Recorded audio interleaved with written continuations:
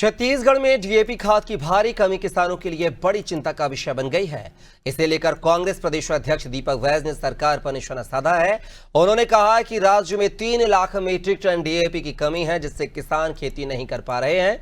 दीपक वैद का आरोप है कि सरकार चाहती है कि किसानों की फसल कम हो ताकि उसे धान कम खरीदना पड़े। इसी मुद्दे पर कांग्रेस कार्यकर्ता हर जिले में कलेक्टर को ज्ञापन देने की तैयारी में है।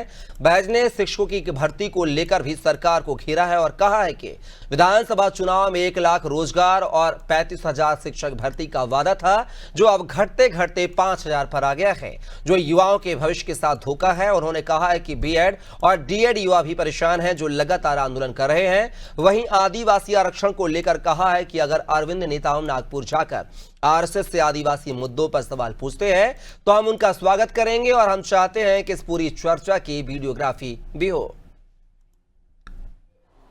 सबसे बड़ा दिक्कतें अभी आने वाली है किसानों के लिए।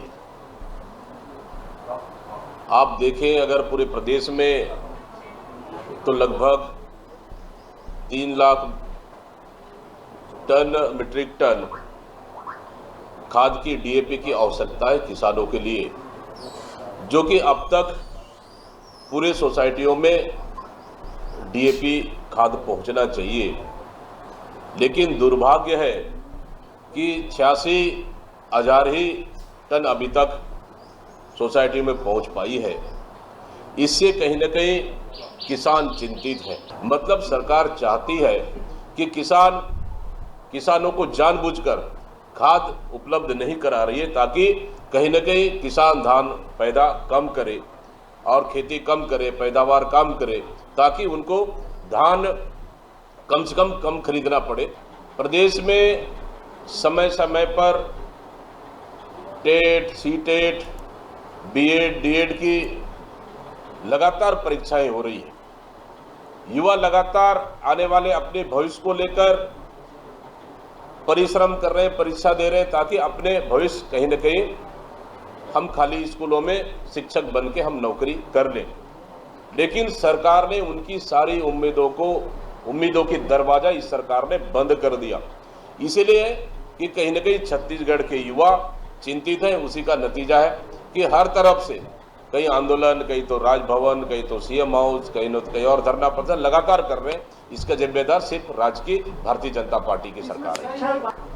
आरएसएस अभी तक का सिर्फ लड़ाने भिड़ाने का काम अभी तक किया है। हिंदू, मुस्लिम, सिख, ईसाई का काम किया है। आदिवासियों को तोड़ने का काम किया है। आरक्षण का विरोध करने का काम किया है। शिक्षा से वंचित करने का काम किया है। कम से कम देखिए, अरविंद नेताम जी को अगर मुख्य अतिथि उन्होंने बनाया है, जाना नहीं जाना उनके विवेक के ऊपर है। अरविंद नेताम जी केंद्र में मिनिस्टर भी थे और हमेशा आदिवासियों के लिए आवाज उठाए भी हैं। मुझे उम्मीद है अगर वो नागपुर अगर जाते हैं